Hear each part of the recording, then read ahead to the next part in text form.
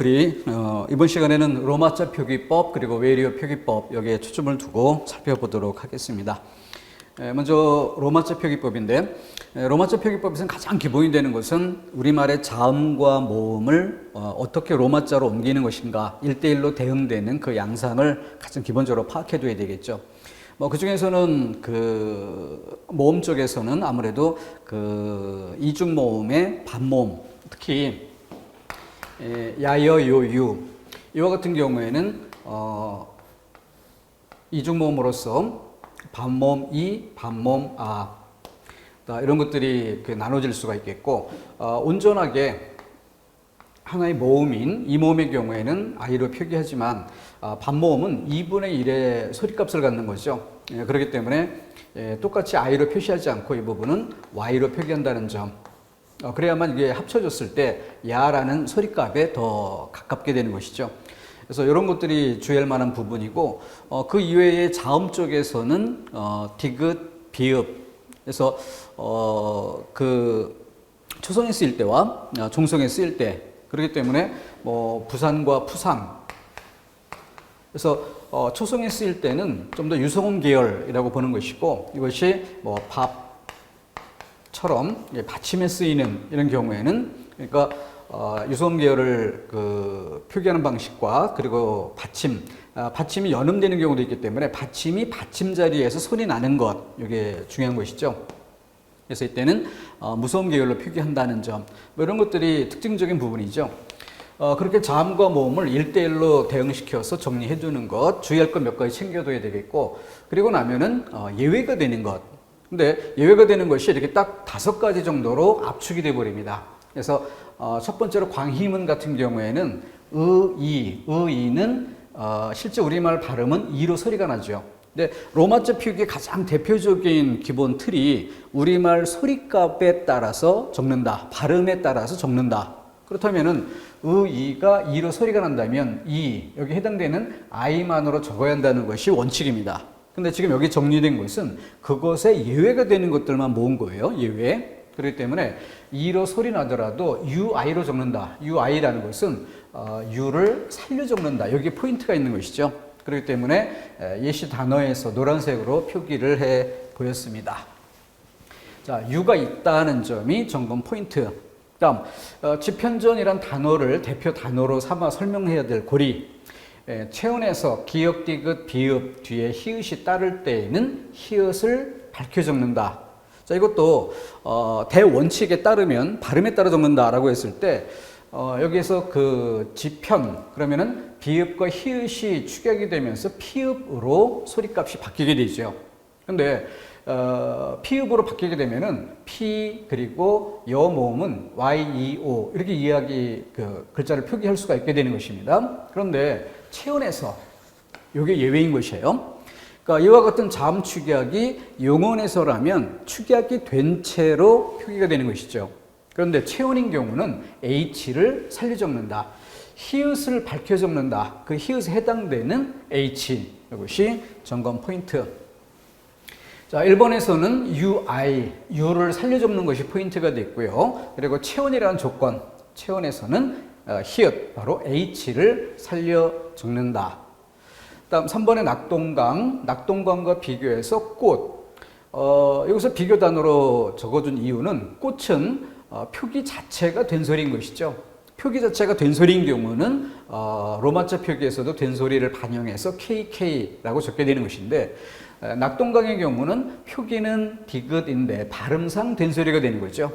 그러니까 우리말을 로마자로 적을 때 가장 그 차이가 큰 그런 영역이 바로 된소리죠. 그래서 인구어에서는 그 된소리 발음이 본래 없는 것이기 때문에 그래서 예외가 되는 것입니다. 발음상의 된소리는 표기에 반영하지 않는다. 예외 세 번째 건. 다음 네 번째는 인명, 사람 이름. 이름에서 일어나는 음운 변화는 표기에 반영하지 않는다. 이름 예외의 네 번째입니다. 그리고 마지막으로 행정구역 단위명. 그래서 동네 이름하고 행정구역 단위명 사이에는 붙임표가 들어갑니다. 그리고 이 붙임표를 기준으로 해서 앞뒤에서 일어나는 음운 변화는 반영하지 않는다. 그래서 인왕리를 통해서는 붙임표 뒤에서 소리값이 니, 니은으로 소리가 나지만 반영하지 않고 R로 표기하고 있다. 이것이 예시된 이유고요. 혈리는 붙임표 앞. 그러니까 붙임표 앞에서 혈리라고 할 때 L 이렇게 바뀌는 건 아닌가라고 생각할 수 있죠. 붙임표 앞뒤에서 일어난 우문 변화는 인정하지 않는다. 자, 거기에 또 다른 비교 대상으로 왕십리 꼭 같이 챙겨야 되는 것이죠. 그 이유는 왕십리라고 할 때 과거에 이것이 시골 동네의 리라는 행정구역 단위명이었다면 여기에 붙임표가 들어갈 수 있고 이 붙임표를 사이에 두고 앞뒤에서 일어나는 우문 변화는 반영하지 않았을 겁니다. 그런데 지금은 왕십리까지가 동네 이름이 되는 것이고 그 뒤에 행정구역 단위명 동 등의 행정구역 단위명이 온다면 붙임표를 쓰겠죠. 만약에 행정구역 단위명이라면 붙임표를 넣어줬을 거예요. 그러니까 붙임표가 없는 그런 상태에서 앞뒤에서 일어난 우문 변화, 이건 동네 자체, 동네 이름 안에서의 변화이기 때문에 변화된 소리값에 따라서 적는다. 그래서 십리 발음상 심리 그러니까 심할 때 M 니 초성에서 니은으로 소리가 나기 때문에 N 이 부분이 점검할 초점이 되죠. 자, 이렇게 해서 5번은 세 단어를 비교 이해를 하도록 해야 되는 것입니다. 그래서 동네 이름에서의 우문 변화는 그 자체 우문 변화를 반영하는 경우로서, 그리고 행정구역 단위명이 올 때는 붙임표를 쓴다는 점 꼭 기억하시고 붙임표를 사이에 두고 앞뒤에서 일어난 우문 변화 반영하지 않는다. 이렇게 해서 5가지 예외가 됩니다. 자, 이것을 바탕에 두고 문제를 풀어보게 되는데요. 41번 같은 경우에는 그 중에서 그 예외가 되는, 그래서 한 단어 안에서 어문의 변화가 있는데 그 발음의 혼동의 가능성이 있다. 지금 그 받침 같은 경우 앞말의 받침으로 발음할지 뒤로 이어서 발음할지 그에 따라서 전혀 다르게 느껴질 수 있는 경우가 있죠. 그렇게 혼동의 우려가 있을 때는 붙임표를 쓸 수 있다. 반드시 써야 한다는 아니고요. 쓸 수 있다. 자, 그때 1번, 3번, 4번 같은 경우 특징적인 단어들입니다.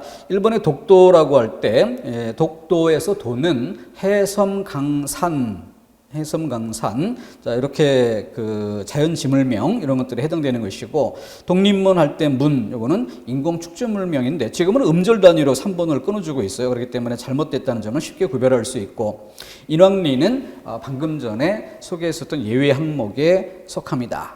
자, 여기서는 선택지에 예시된 단어가 맞느냐 틀리느냐 이걸 고르는 문제가 아니죠. 보기를 주고 보기에 해당되는 사례인가, 해당되는 것을 고르는 이런 문제라는 점에서 문제 유형의 차이가 있습니다. 자, 그래서 답은 2번이 되는 것인데, 반구디의 경우에는 네 번째 철자 G를 앞으로 당겨 표기하게 된다면, 또 그렇게 발음한다면 방우대라고 다르게 읽힐 수 있기 때문이죠. 그래서 9가지 9급답게 가장 기본적인 사항을 질문해낸 그런 모습입니다. 최근의 기출문제인데도 불구하고 난이도는 전혀 높지 않고 공고본의 기본 사항을 묻고 있다. 이것은 9가지 9급답게 쓸데없이 지나치게 구속된 자료를 출제한다거나 그렇게 난이도를 쓸데없이 높여가지는 않는다는 점을 잘 보여주는 사례라 할 수 있겠습니다. 다음 42번 문제 볼까요?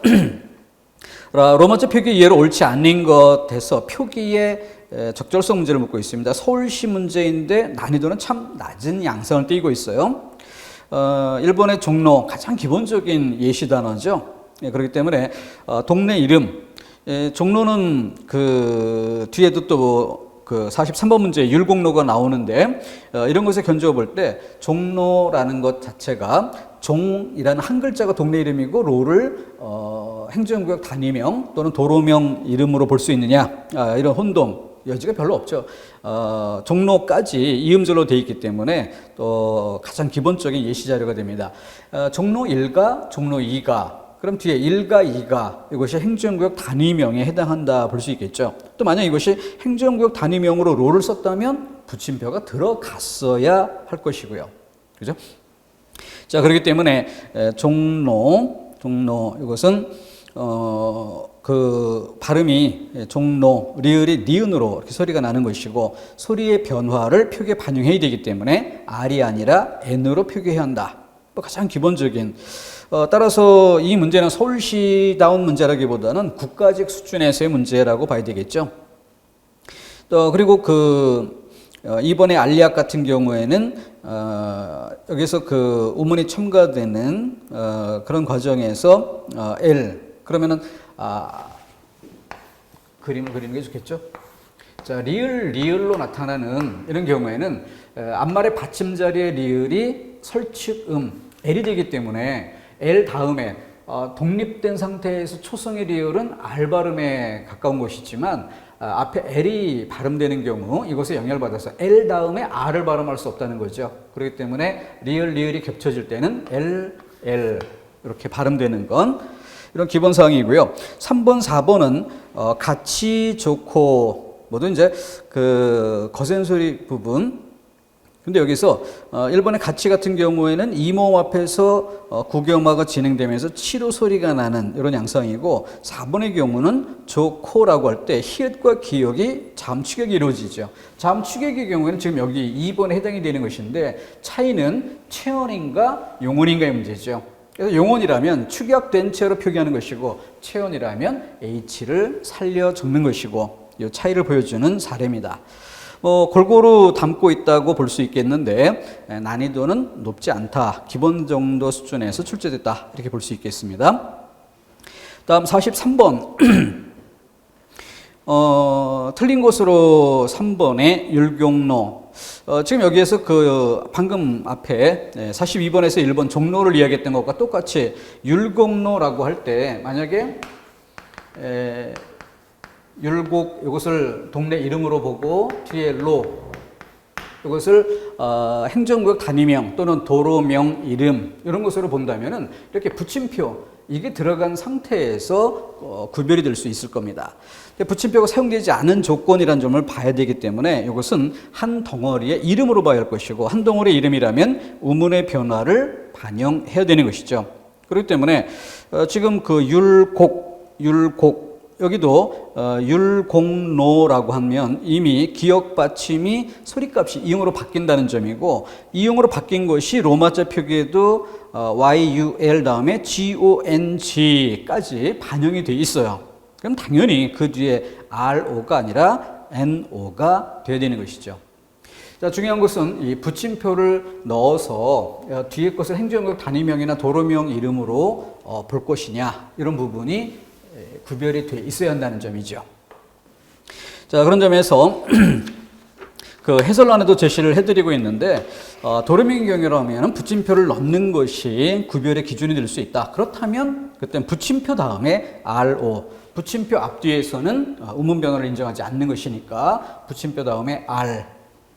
자, 그러나 붙임표가 없이 예시되고 있다는 점에서 한 동네 이름으로 봐야 되겠고 지명, 이름인 경우에는 그 단어 내에서의 우문 변화를 반영해야 되는 것이죠. 자, 그렇게 문제를 정리해 두시면 되겠습니다. 네, 44번 이어갑니다. 로마자 표기법이 가장 옳지 않은 것, 틀린 거 고르기인데 1번의 신님. 그래서 여기서 그 행정구역 단위명 지금 예시 자체에서 붙임표를 넣어주고 있죠. 붙임표를 넣어줬다는 점에서 합쳐서 두 글자, 그러니까 동네 이름이 한 글자, 외글자인 그런 사례인데 붙임표가 있다는 점이 곧 힌트가 되는 것이죠. 그래서 붙임표 앞뒤에서는 우문 변화를 인정하지 않는다. 그래서 신니라고 소리나지만 본래 리 그 자체를 적을 때 R 이것은 인왕리 또는 혈리에서 붙임표 뒤, 붙임표 앞 우문 변화가 일어나더라도 표기에서 반영하지 않는 그런 것을 보여주고 있습니다. 자, 붙임표가 4개 선택지 다 들어있기 때문에 그래서 쉽게 답할 수 있는 전혀 7급 정도의 난이도라고 보기는 어렵죠. 9급에서도 쉽게 다룰 수 있는 정도의 수준이었습니다. 다음 45번 문제. 독도 불국사 극락전 촉성로에서 자연 지명이라든가 또는 인공 축조물명 이런 것들을 모아서 질문한 그런 양상이 되겠고요. 여기서는 그 끝에 도, 사, 전, 루 이 부분을 점검하는 것이 먼저 이루어져야 될 일이죠. 근데 거기에 문제가 없다면 나머지는 그 안에 이름 자체, 이름 자체는 우문 변화가 일어날 때 변화된 채로 반영해야 되는 것이죠.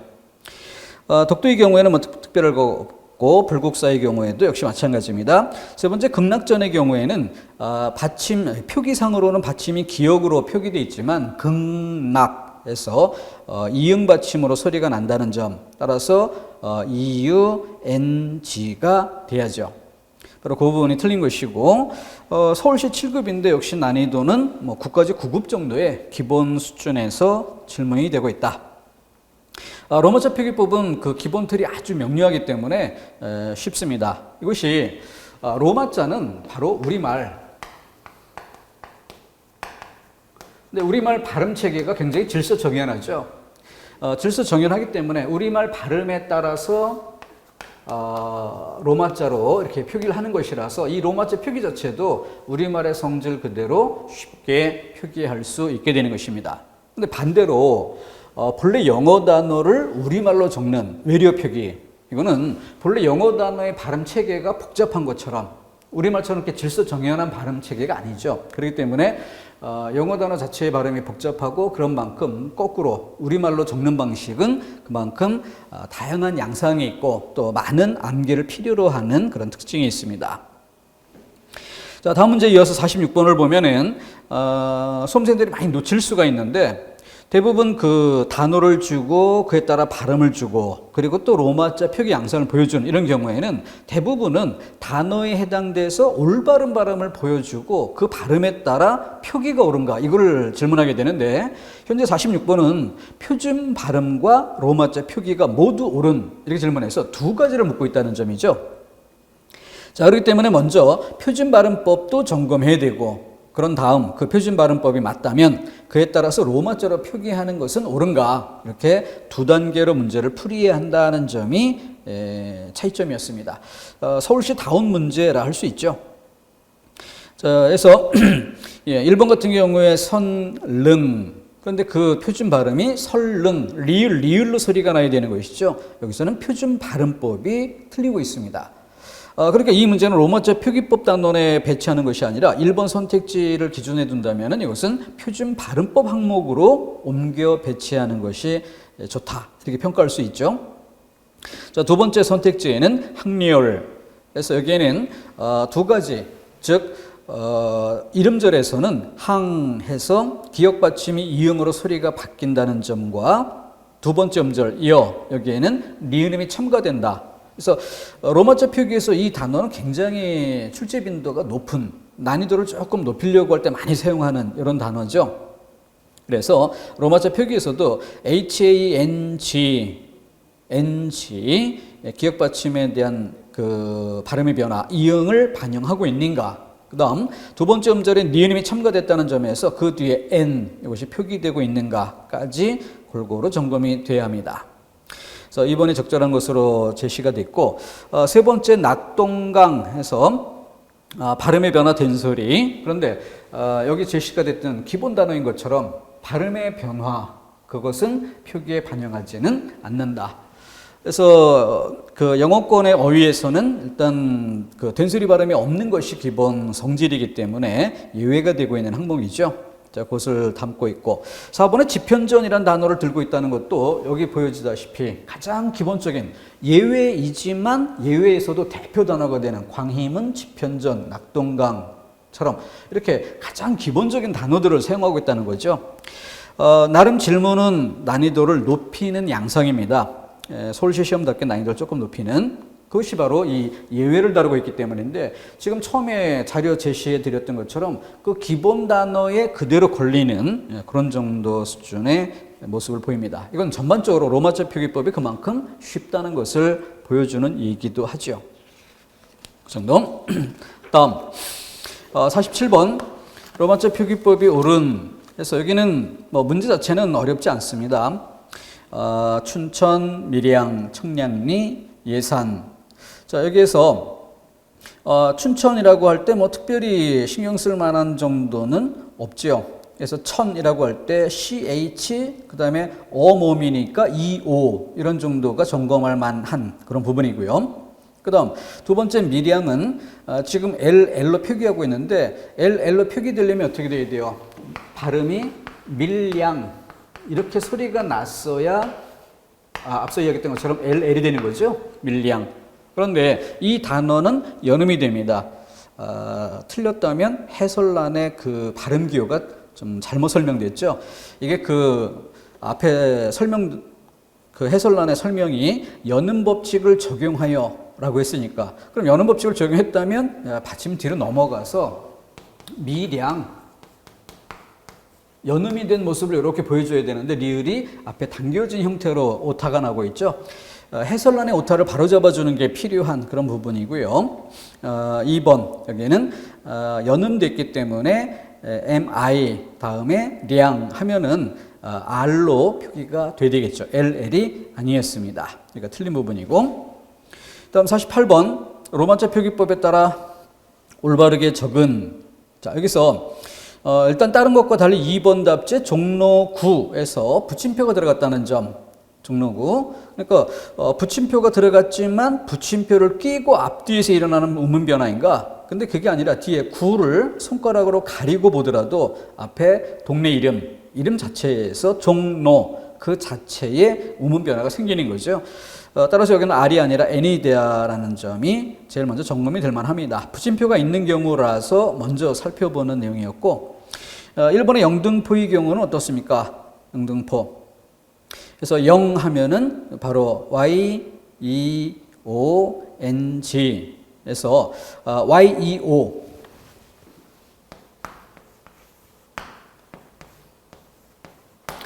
반몸 이를 Y로 적는 것이고 반몸 이를 뺀 나머지에 어가 남죠. 어는 서울이라는 대표 단어로 기본 틀을 정리했던 것처럼 EO, SEOUL 어는 EO에 해당한다. 요 O의 철자 이 부분이 점검할 포인트. 자, 그것이 틀린 지점이었고 4번의 답은 어때요? 바로 받침의 비읍. 받침의 비읍. 초성 자리라면 유성음 계열로 표기하지만 받침 자리, 받침이 받침 자리에서 소리가 나는 경우는 무성음 계열로 적어야 되는 것이죠. 기역, 디귿, 비읍. 가장 기본적으로 점검해 둘 단어였습니다. 대표 단어들 뽑아서 그 출발점에서 살펴봤던 그런 내용이고요.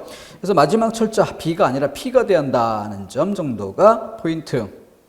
5번의 여의도, 1번의 영등포와는 반대가 되는 양상이죠. 영등포의 경우에는 저 여모음에 YEO 이렇게 들어가야 되는데 여기서는 YEO 다음에 E 철자가 잘못 들어간 더 들어가서 빼야 하는 이런 양상으로 1번과 5번은 방식을 다르게 섞어 놓은 모습입니다.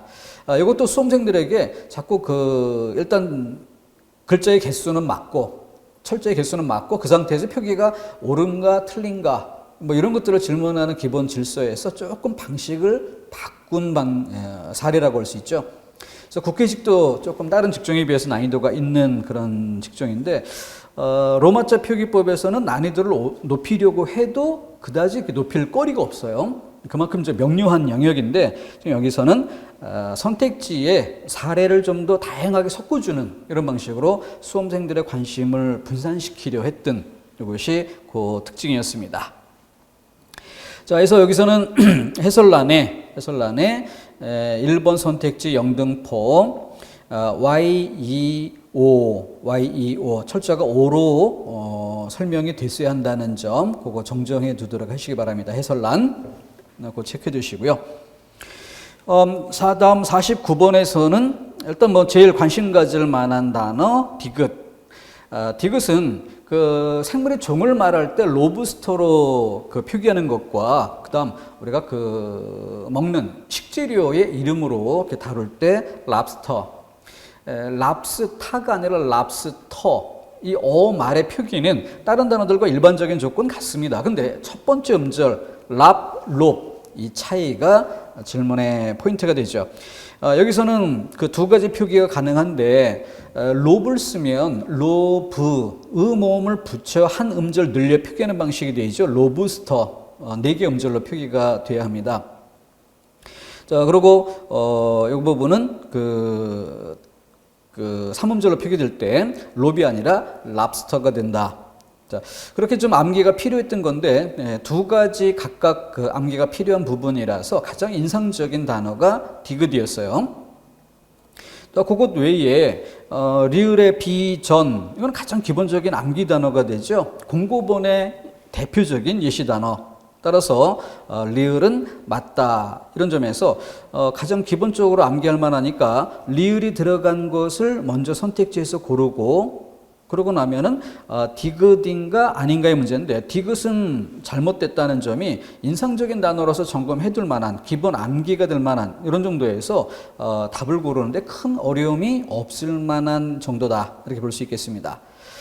그 이외 니은의 카디건 그리고 미음의 컨테이너,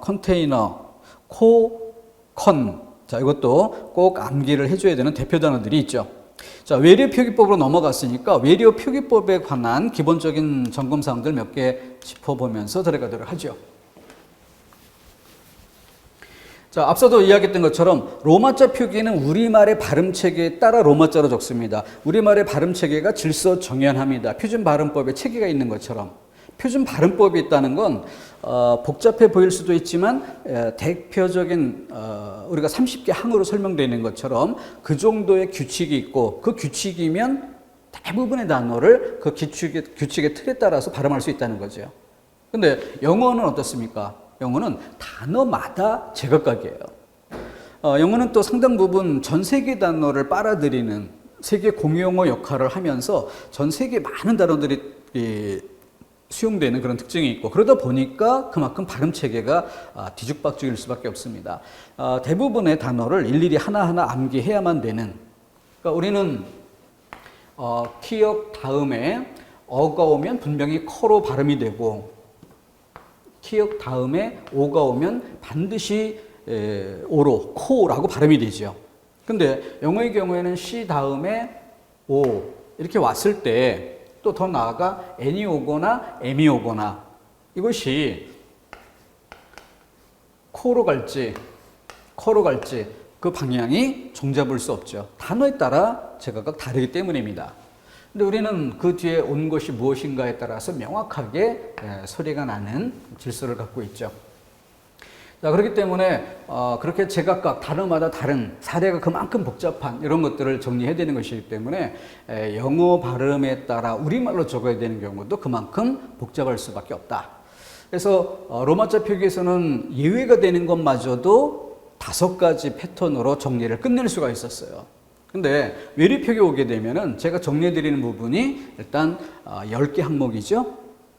자, 그 중에서 1번, 제일 어렵다라고 했었던 부분입니다. 앞말의 받침으로 적을 것인가, 을을 붙여서 한 음절 늘려 적을 것인가. 방금 전에 랍스터, 로브스터 이런 것들이 바로 그 예가 될 수 있을 겁니다. 자, 거기에서 앞말의 받침으로 당겨 적는 갭가 아니라 갭. 중, 단어 중간에서 P를 어떻게 할 것인가, 앱트가 맞고 을을 붙여 넣는 것은 틀린 것이죠. 자, 그런데 케이프 이 경우에는 케입 앞말의 받침으로 당겨 적는 것이 틀린 것이고 오른쪽 을을 붙여 적는 것이 더 적절하다. 이때 뒤에 P 뒤에 모음이 붙어 있다는 점까지는 질서로 정리하자.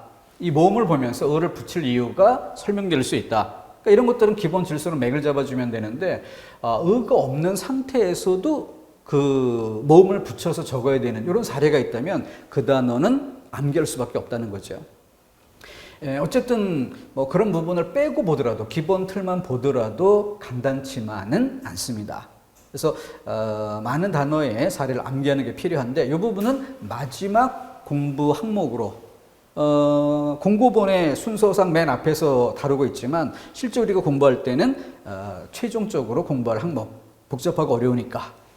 그다음 두 번째는 시 복잡한 것을 취하지 않고 단순화한 형태를 취한다. 그래서 플래시, 리더십, 멤버십 이런 단어들로 예를 들 수 있고 지 역시 똑같이 복잡한 형태를 취하지 않고 단순화한 형태를 취한다. 미라지, 비전. 그러니까 이 비전 같은 경우에는 뭐 앞에서도 설명드린 바 있었지만은 그 실제 설명 대상은 뭐예요? 지금 여기에서 설명되고자 하는 건 비전 이렇게 표기하지 않고 어머머로 표기한다. 이게 설명의 의도인데 실제 시험 문제에서는 이 방향으로 출제하는 것보다는 다른 방향 비전 여모음을 써서 틀린 형태를 주는 방식으로 출제하는 이런 사례가 더 많다. 이런 특이점이 있죠. 다음 영문 철자를 고려해서 그 표기법을 고려하는 그런 항목으로 브릿지, 마사지, 스위치. 그래서 여기는 시옷 받침을 적으면 틀리는 이런 경우를 이야기하죠. T가 철자에서 T가 필요한가를 통해서 왜 이렇게 적는 게 옳은지를 암기할 수 있는 영문 철자를 고려하자. 철자에 T가 있느냐? 이걸 통해서 살펴볼 단어.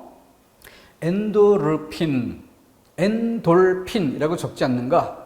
잘못 생각할 때 L, 엔돌핀이라고 적는다면 L이 필요할 것이다. 그래서 ENDOR, L이 없어요. 그렇기 때문에 그렇게 엔돌핀이라 적을 근거가 없다. 철자에서부터 확인할 수 있는 단어들 세 번째 그룹입니다. 그 다음 리을과 리을 표기의 구별. 자, 여기는 또 사례가 필요한데 이렇게 두 단어로 따로 적을 수 있을 때 즉 합성어가 되는 거죠. 그런 경우에는 두 단어를 따로 적을 때의 표기에 준해서 하이라이트, 리을로 발음되어 보이지만 하이라이트 두 단어로 끊어볼 수 있으니까 하이, 리을 받침을 적지 않는다. 헤드라이트 리을로 발음된다. 하지만 헤드 끊고 라이트 두 단어 따로 적을 때에 준하기 때문에 리을 받침을 적지 않죠. 자, 그러나 곤돌라, 글라스, 드라이, 클리닝 그리고 슬라이드. 자, 이와 같은 단어들은 리을로 적는 게 옳다. 이때 요 붙임표를 넣어서 점검할 포인트를 그 중심에 가운데 줄 맞추기로 해서 설명을 드립니다. 특히 드라이 클리닝 주의를 해야 되는데 드라이와 클리닝을 두 단어로 띄어 이해할 수 있지만 점검 포인트는 뭐예요? 클리닝 여기에 있는 것이지 드라이와 클리닝 사이의 문제가 아니죠. 그러니까 이런 사례로 볼 수가 없습니다. 그게 주의할 점이에요. 그래서 일단 드라이는 무시한 상태에서 곤돌라, 글라스, 클리닝, 슬라이드. 자, 그래서 이런 경우는 리을로 적게 되는 것이죠. 두 단어로 끊을 수 있는 게 아니니까 곤돌라를 곤도 그리고 라 이렇게 두 개 단어로 이해할 수 없습니다. 글라스를 그리고 라스 이렇게 두 단어로 볼 수 없습니다. 자, 이것이 점검한 포인트. 정리번호 4번이었습니다. 다음 5번에는 이중모음 각각의 음가를 살려 적는다는 것과 예외로 오우는 오만, 아우어는 아우어로 적는다. 그 이외의 이중모음, 중모음 두 개의 모음을 각각 살려 적는다. 또 철자대로 적는 것을 경계해야 될 경우 인디언, 유니언, 데이터 등등. 여기선 주의할 것으로 난센스, 스테미나, 심포지엄. 심포지엄까지도 이제는 많이 익숙할 거예요. 시험 문제로 여러 번 출제가 된 바 있기 때문에. 그래서 난센스와 스테미나는 왜 중요한 것으로 강조했습니까? 바로 예를 들어서 인디언 그리고 데이터. 자, 이와 같은 단어들을 가운데다 쭉 정리를 하고 두의 문제였기 때문에 넌센스가 아니라 난센스이다. 이런 점에서 주의할 단어로 또 말 마지막 단어에서 스테미너 데이터나 이런 것들처럼 이 가운데 있었던 단어들과 똑같은 맥락에서 착각할 수 있는. 그래서 좀 마음 편하게 영어권 어휘 안에도 외래어가 있다. 이런 관점에서 좀 발음 자체가 달라지는 경우를 주의할 것으로 꼽아야 했던 이런 단어가 스태미나였습니다. 자, 이런 것들이 정리번호 6번에 해당되는 것이고, 한자 문화권의 두 가지 표기 방법, 그리고 지명을 적을 때 해섬강산 용어로 통일한다는 점, 외래어 뒤에 띄어쓰고 우리말 뒤에는 붙여 쓴다. 그래서 정리번호 8번째. 그리고 9번째는 영어 이외의 외국어, 의미가 중복되더라도 해섬강산을 겹쳐서 써준다. 영어까지는 우리가 뭐 해섬, 강산 여기 해당되는 단어를 쉽게 이해할 수 있지만, 그래서 영어 교육이 이제 보편화되어 있었기 때문에 그 정도는 다 알 수 있다라고 보는 것이고, 그러나 제2외국어는 그렇지 않기 때문에 해섬, 강산의 의미를 담고 있어도 그 뒤에 해섬, 강산을 알 수 있게 의미가 중복되더라도 표기해 준다. 이게 9번째. 그리고 마지막 10번째로 해야 될 것이 바로 커, 컨, 컴, 코, 콘, 콤이죠. 그래서 콘에 해당되는, 코, 콘, 콤에 해당되는 단어는 상대적으로 개수가 많지 않기 때문에 미리 암기둘 것으로 처리하는 게 좋겠고요. 그래서 또 기본 범위를 벗어나는 단어가 만약에 출제된 사례가 있다면 여기다 더 추가해가면서 암기하는 것도 좋습니다. 양이 적기 때문이에요. 그래서 이거를 익숙해 하면서 또 이걸 다 암기하는 것이 아니라 여기 있는 단어를 반대 방향, 이것처럼 커, 컨, 컴으로 발음했을 때 어색함이 바로 느껴진다. 그런 거는 바로 지워도 되죠. 암기하지 않아도 된다는 얘기입니다. 그래서 이 개수를 줄여놓고 그 이외에 대세는 커, 컨, 컴이다. 이렇게 맥을 잡아도 좋을 것입니다. 자, 그러면은 정리번호 2번부터 6번까지 해서 5개 정도로 공부의 질서를 압축하고, 뭐 7번이나 8번은 자투리 항목겸에 해당되기 때문에 7, 8, 9번 3개는 그렇기 때문에 이거는 한 2번 정도 읽어주는 정도에서 처리가 됩니다. 그래서 2번부터 6번까지를 먼저 점검하고 10번을 정리하고, 그리고 나서 맨 마지막 1번, 정리번호 1번 이런 순서로 가면 좀 부담감을 많이 줄여갈 수 있지 않을까 싶습니다. 자, 그런 방식으로 볼 때 지금 49번을 다시 한번 평가해 본다면, 그래서 디귿의 로버스터, 랍스터 이것이 앞부분에 정리번호 1번 이것과 관련돼 있었고, 리을의 비전 같은 경우는 뭐 해당되는 것으로 쉽게 알 수 있는 내용이죠. 자, 그렇기 때문에 그 비전 같은 경우는 아까도 2가지 출제 방향, 비전으로 출제되는 복잡한 형태를 취하지 않고 단순화한 형태를 취한다. 이 항목에 해당되는 것인데, 그거보다는 틀리게 제시할 때는 여몸을 쓰는 방식으로 많이 나온다. 그래서 과거에 출제도 익숙했기 때문에 제일 먼저 리을부터 골라놓고 문제를 풀어볼 일입니다. 그리고 이제 미음의 컨테이너, 맨 마지막 여기 해당되는 것이고요. 그래서 중간 난이도격의 단어, 미음 뭐 이런 정도에서 기본적인 맥을 잡아볼 수 있지 않을까 싶습니다. 자, 그렇게 해서 정리해 보고요. 50번 문제 넘어가 보죠. 자, 그러면은 50번에서는 커미션, 콘서트, 컨셉트, 에어컨, 리모컨 이런 단어들이 제시되고 있는데, 그 기본적으로 디귿, 컨셉트, 콘셉트 뭐 기본적인 암기 사항에 해당되는 이런 내용이에요. 그래서 과거에 뭐 출제된 사례도 있기 때문에 이 부분이 어려웠다면 여기다 넣어주는 게 필요합니다. 자, 그래서 이거는 기본 단어가 될 만하고, 리을도 기본 단어죠. 에어컨. 그래서 디귿은 틀리고 리을은 맞다는 점에서 제일 먼저 잡아둘 만한 그런 내용이고요. 그리고 또 미음의 리모컨 이거 역시 기본 단어라 할 수 있습니다. 이런 정도에서 먼저 맥을 잡아도 충분하지 않을까 싶습니다.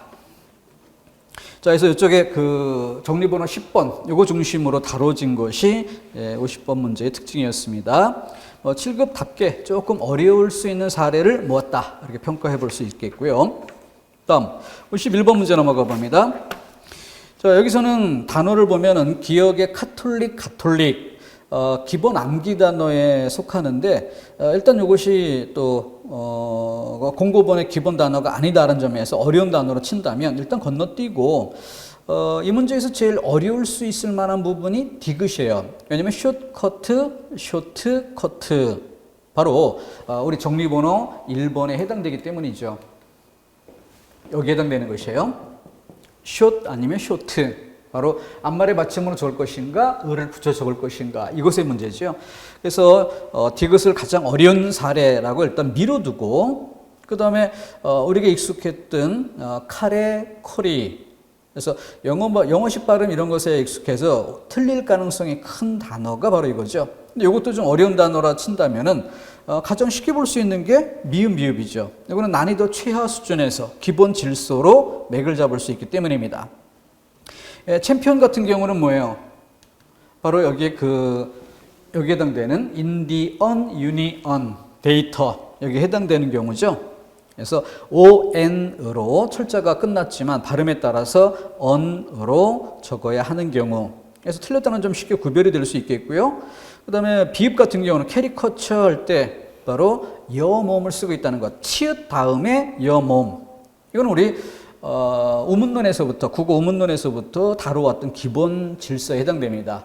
거센 소리, 거센 소리가 아니라 소리값이 큰 지읒, 치읓. 그 뒤에는 몸이 약화될 수밖에 없기 때문에 단모음과 이중모음 분간하여 소리낼 수 없다. 그렇기 때문에 단순화한 형태, 단모음의 형태로 발음한다. 자, 캐리커처. 자, 그래서 미음과 비읍 두 개만 놓고도 답을 낼 수가 있겠죠. 그래서 미음, 비읍 틀린 지점을 고르고 그것을 틀린 것으로 선택지에서 평가해 보면은 1, 3, 4번이 지워집니다. 그런 상태에서 나머지 답을 잠정적으로 2번으로 놓고 점검을 하면 되는 그런 정도가 이 문제의 특징이죠. 그래서 교육행정직 9급, 국가직보다는 조금 어렵게 출제하려는 의도가 충분히 엿보이는 양상이었습니다. 기억년 디귿 앞부분부터 보기보다는 미음, 비읍 끝부분에 가장 기본 질서를 담은 내용이 나오고 초보 학습 단계에서도 답을 낼 만한 쉬운 단어가 뒤에 제시됐다는 점. 그것으로 내가 확실히 알 수 있는 것을 맞든 틀리든 표시를 하고 그에 입각해서 선택지에 틀린 것은 X로 아니면 지우는 방식으로 표시를 해주고 맞는 경우는 동그라미를 쳐서 그렇게 소거법으로 선택지향을 줄여가는 방법을 취한다면 훨씬 시간을 절약할 수 있을 겁니다. 다음 52번 플래시 쉬림프 1, 2번 모두 기본적으로 이 단순화한 형태 바로 정리번호 2번 여기에 해당되는 것으로 질문되고 있다는 점을 볼 수 있죠.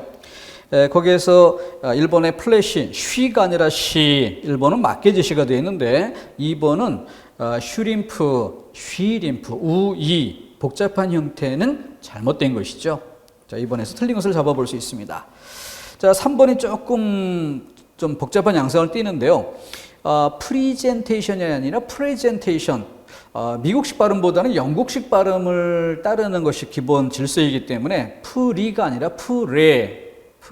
거기까지는 좋았어요. 그런데 문제는 영국식 발음으로 간다면 프레 한 다음에 뒤에 즌이 돼야 되는데 즌이 아니라 젠. 이 부분은 또 그 미국식 발음에 가깝게 이게 짬뽕이 되는 양상이에요. 그래서 혼란이 좀 질서 정연하게 공부하려고 해도 쉽지가 않은 단어가 3번 선택지입니다. 어찌됐든 프레젠테이션이 맞는 단어다. 자, 그 정도 암기해둘 만한 단어가 되겠고요. 그래서 되도록이면 좀 많은 단어가 나오면 복잡하다는 인상을 줄 수 있는데 이렇게 간단하게 제시되는 형태인 듯한데 사례를 좀 구석진돼서 뽑아오면 어려워질 수 있다는 점을 고려토록 해야겠습니다. 다행히도 이 52번 문제는 1번이나 2번처럼 기본 질서에 해당되는 선에서 답이 나올 수 있었다는 점. 이것이 문제가 좀 쉬워질 수 있었던 근거가 되겠고요. 3번 선택지 수준에서의 단어들을 배치했다면 꽤나 어려운 문제가 될 수도 있습니다. 주의해 볼 만한 여지가 있습니다. 다음 53번 카탈로그 그리고 팸플릿 팜플렛 이렇게 좀 잘못된 발음이 익숙한 경우가 많죠. 팸플릿 주의할 만한 단어고 배드민턴 이거는 자, 이 부분 여기 해당되는 것으로 예시해 볼 수가 있겠습니다. 리을 같은 경우는 레크리에이션. 자, 리을은 어디에 놓을까요? 바로 이중모음 여기 해당되는 사례입니다. 그래서 레크리에이션 즉 이 모음과 A 모음 두 개를 모두 각각 표기할 수 있어야 한다는 점이죠. 자, 그것이 기본 질서에 해당되는 사례. 우리가 정리했던 정리학습 번호 몇 번과 해당되는가.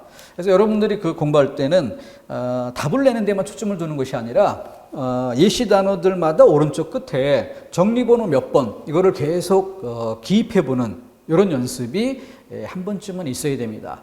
그렇게 정리번호 몇 번이라는 걸 자꾸 써보다 보면은 한 단어 한 단어를 암기하는 것이 아니라 그룹을 지어서 이해할 수 있고 이것이 몇 번째 그룹에 속하는가를 판단하는 그런 정도에서 선택지 4개를 완벽히 알지는 못해도 소거법을 통해 답을 맞출 수 있는 여지가 굉장히 많아집니다. 특히 53번처럼 보기가 여러 단어를 주고 선택지에서 그중 기호를 사용해서 여러 단어를 선택하는 이런 질문 양상이라면 훨씬 더 도움이 됩니다. 근데 단순 암기 형태로 직접 문제를 풀어간다라고 하면은 52번보다는 53번 문제가 훨씬 어렵게 느껴질 수 있어요. 그러나 정리번호 몇 번, 단어들마다 몇 개 써보면 기역에서 비읍까지 6개 단어가 나오지만 여러분들이 그 중에 확실하게 맞다 틀리다를 알 수 있는 단어가 2개만 돼도 얼추 답의 방향을 가늠할 수 있게 되는 겁니다. 자, 그래서 비읍의 렌트카, 렌터카 발음 방식에 따라서 적는 이런 경우로서 지금 요 정리번호 6번 여기 해당되는 사례가 되는데 그러면 이것이 틀렸다는 점을 보면은 일단 4번 선택지를 지울 수가 있겠죠. 그 다음 리을이 이중 모음의 문제 이것으로서 틀렸다. 그럼 리을이 들어간 것을 틀렸다라고 지우는 그런 정도면 이미 답이 나오는 선이죠. 2개 가지고. 자, 그렇기 때문에 단어가 많다, 내가 암기하지 않은 단어가 나왔다 이런 것에 긴장할 것이 아니라 조금 더 여유롭게 이렇게 풀어가는 자세가 있어야 되겠습니다. 방법적 해결이 그래서 중요한 것이고요. 정리번호 몇 번에 속하는 사례인지를 표시해보는 연습 꼭 시행해 보도록 권해드립니다. 자, 54번에 1번의 벌브는 어디에 해당될까요? 바로 이 정리번호 1번 여기 해당되는 사례의 단어예요. 두 번째 옐로우 이건 뭐예요? 오우 단순한 형태. 그래서 여기 해당되는 예외 이중모음이지만 중모음이지만 예외가 되는 오우 여기에 해당되는 사례죠. 자, 그래서 옐로우 자, 해서 틀렸다는 점 쉽게 잡을 수 있는 단어고요.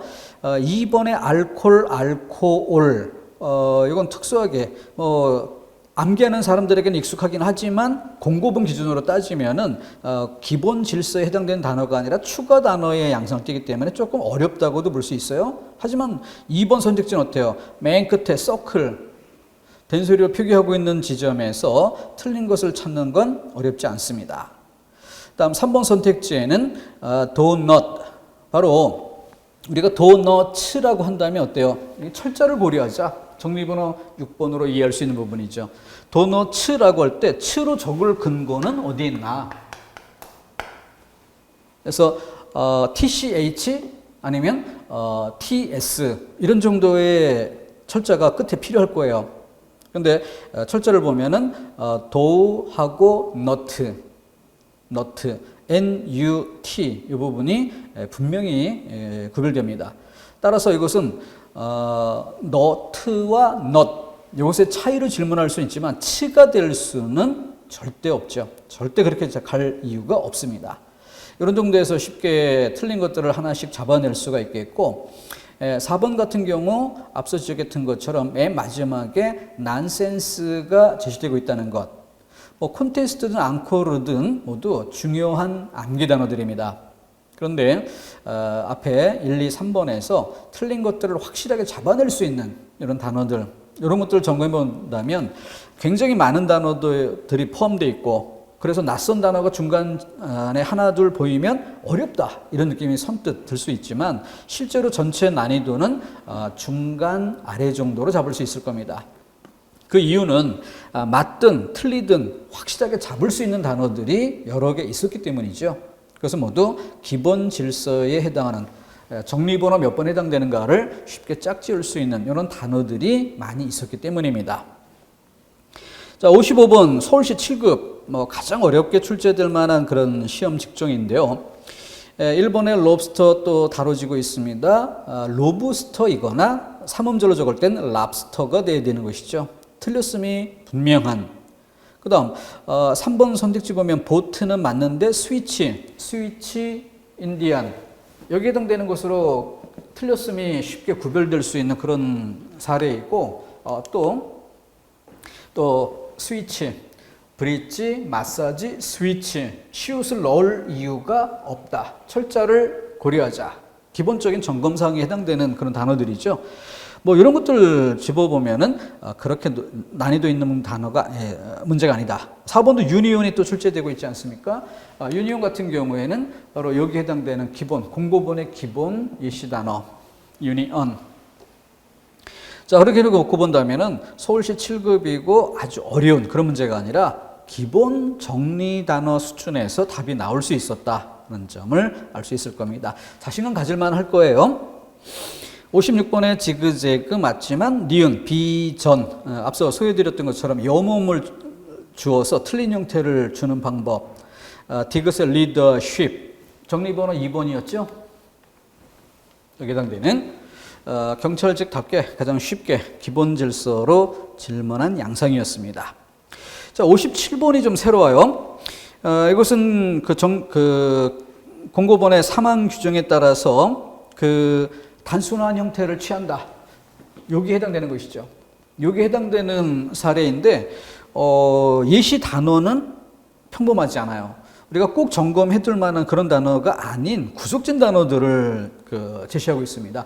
거의 이거는 학술적인 차원에서 외래 표기의 기본 질서를 원리적으로 공부할 때 필요한 그런 정도지 현실 생활에서 그다지 중요한 단어는 아니었던 것들이죠. 이런 단어들이 선택지로 쭉 들어와 있기 때문에 그런 점에서 난이도가 좀 높다 이렇게 느껴질 수 있는. 그런데 5번 미라지 같은 경우에는 뭐 기본 단어 공고문에서 다뤘던 것처럼 기본 단어 여기 해당되는 건 맞는데 앞에 1, 2, 3번 쉽지 않은 단어들입니다. 미리 꼼꼼하게 점검해 두기가 관심이 안 가는 그런 영역이었어요. 다만 4번, 답이 되고 있는 4번을 보면은 쉔크에서 쉬가 아니라 단순한 형태를 취한다는 건 좋았는데 에이앵크 바로 이 부분이죠. 여기서 새, 쉐, 요 차이. 자, 이것이 질문되고 있었다는 점이 좀 다르다 할 수 있을 겁니다. 공부 많이 해두고도 어렵다는 선에서는 지금까지 지금 문제가 9개 정도 되나요? 외래표기법 전체에서 이 57번 문제가 가장 난이도가 있다라고 평가해 볼 만합니다. 자, 그리고 그 이외 나머지는 서울시 7급을 대표로 볼 수 있는데 선택지 하나에 여러 개 단어가 나오는데 어려워지는 것이 아니라 오히려 히트가 많아지는 것이다. 이렇게 이해해 주시면 좋겠습니다.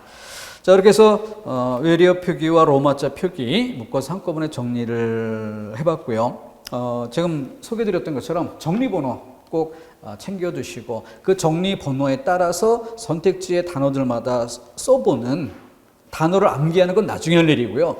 이런 단어라면 정리번호 몇 번의 규정을 적용할 만하다. 이걸 써보는 이것이 공부를 쉽게 하는 비결이 된다는 점을 잊지 않도록 권해드립니다. 자, 이 정도에서 일단락 짓고요. 다음 다시 국어 문법으로 이어가겠습니다.